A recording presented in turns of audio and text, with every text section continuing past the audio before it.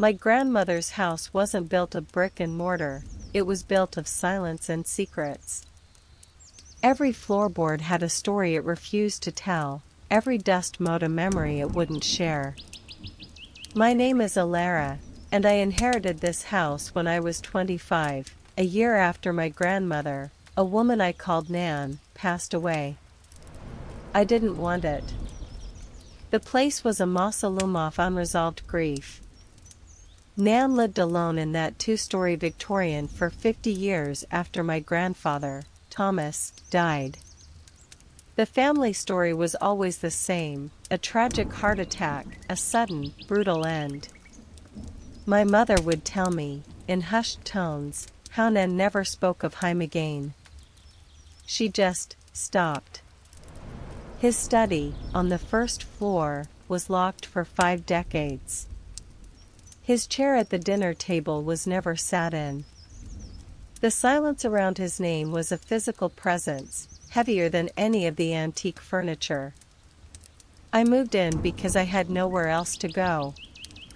I had just dropped out of art school, a long, messy story I'm not proud of, and the rent in the city was a joke I couldn't afford. So, I came back to the house on LM Street, the house where I spent my childhood summers, trying to pry open the heavy lid of a grandmother who was always a stranger. She wasn't cold, she was distant.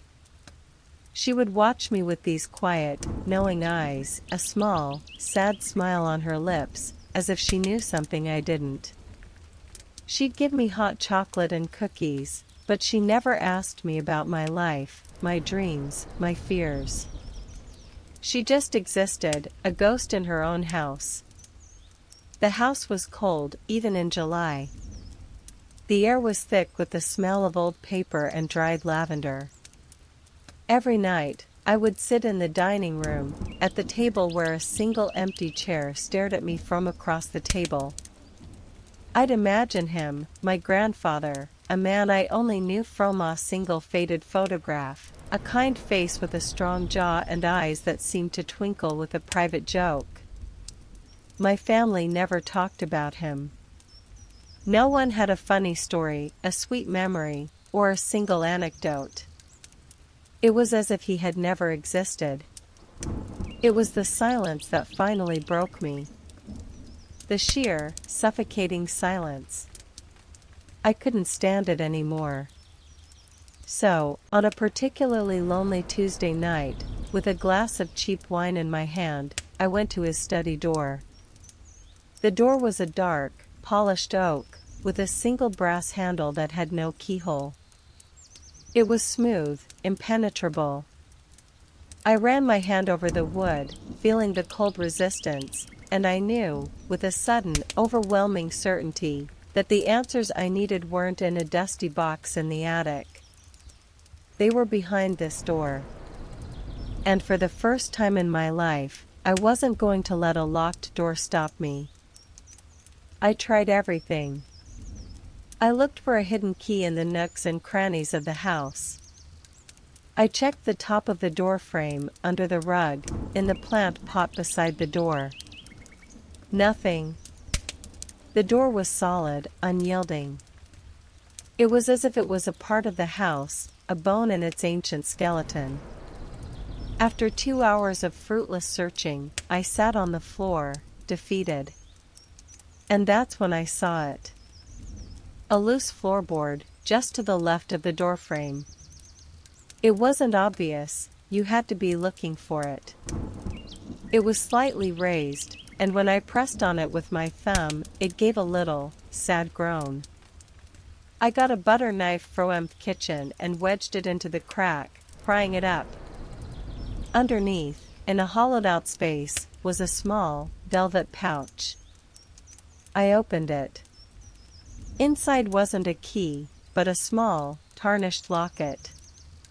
It was a heart, with a tiny, intricate clasp. And when I turned it over, I saw it, a small, almost invisible notch, perfectly shaped for the keyhole on the door. It wasn't a key, it was a lock. I held the locket up to the door, my heart pounding in my chest. The notch fit perfectly into the keyhole. There was a satisfying click, and the door swung open with a sigh, revealing a room shrouded in darkness and a century of dust. I flicked on the light. The room was perfectly preserved, a time capsule. Bookshelves lined the walls, filled with old books, their spines cracked and faded. A large oak desk sat in the center of the room, covered in a thin layer of dust. And on the desk, right in the center, was a leather-bound journal. It wasn't dusty. It was clean, as if it had been opened and read just yesterday. My grandfather's journal.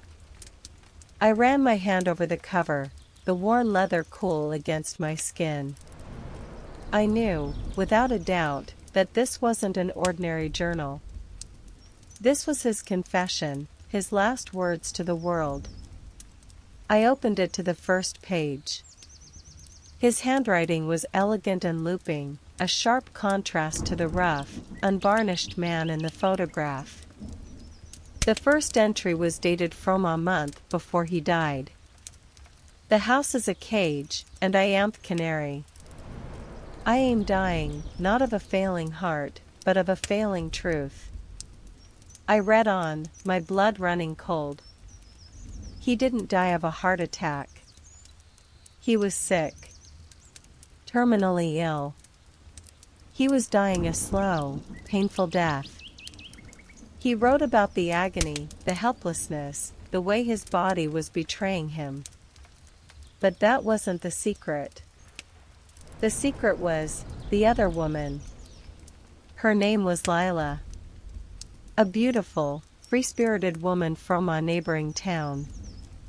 He wrote about how he fell in love with her, not as a replacement for my grandmother, but as an escape. He wrote about the stolen moments, the whispered conversations, the feeling of being truly alive for the first time in years. My grandmother didn't lock the door because she was grieving. She locked it because she was angry. She had discovered his secret. The heart attack was a lie. He didn't just die, he vanished. And the journal held the answer to what really happened.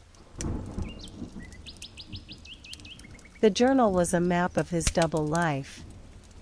He wrote about how my grandmother had confronted him, not with anger, but with a terrifying, icy calm. He wrote about the ultimatum: you can stay here and die a slow, painful death, or you can choose to live. He chose Lila. The heart attack was a staged disappearance. My grandmother, out of some twisted sense of love or perhaps a deep-seated need to protect her own family's reputation, had helped Haim fake his death. She had let Haim go. But she couldn't let go of the pain. She had locked Haim away, not just in the study, but in her heart. And the emptiness that filled the house wasn't grief, it was silent, simmering rage. I felt a new kind of silence in the house, a different kind of weight. It wasn't the silence of death, but the silence of complicity. I felt a terrible ache for my grandmother, this woman who had carried such a heavy secret alone for 50 years. I looked at the photographs on the mantelpiece, the stiff, unsmiling faces of my parents and aunts and uncles. They didn't know. They had lived their whole lives believing the lie. I went outside, into the overgrown garden that Nan had tended meticulously until her last days. The garden was a mess now, a wild tangle of weeds and dying flowers. I felt an impulse, a desperate need to find something that wasn't a lie. I began pulling weeds, my hands caked in dirt. I wasn't looking for anything, really. I was just trying to feel something real. That's when my fingers brushed against a small, smooth stone. I pulled it out of the soil. It was an oval-shaped river stone, smooth and dark. I turned it over. Scratched into the surface, with an unsteady hand, was the word Lila. My heart pounded. It wasn't just a story in a book. It was real. She existed. I felt a strange sense of obligation. My grandfather had run away. My grandmother had buried the truth. I was the last one. I had to find Lila. I had to know what happened to him. I had to know if he found the happiness he was looking for, or if he just traded one cage for another. The journal had more. It had an address. A small, coastal town, miles away. I knew I had to go. Not for my family, not for my grandmother, but for myself. I had to understand the house, the empty chair, the locked door. I had to solve this mystery and finally, let the unspoken things be spoken. The coastal town was everything my grandmother's house wasn't.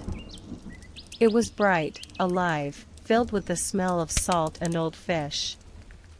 The house was a small, two-story bungalow with a peeling paint job and a porch swing that groaned in the wind. I knocked on the door, my heart in my throat. The door opened, and a woman stood there. She was old, her hair a shock of white, her face a roadmap of wrinkles, but her eyes were bright, alive, the same eyes from the photograph. "Can I help you?" she asked, her voice a little gravelly, but full of warmth. I took a deep breath. "My name is Alara," I said. My grandmother was Cora. My grandfather was Thomas. Her eyes widened, and a slow, beautiful smile spread across her face.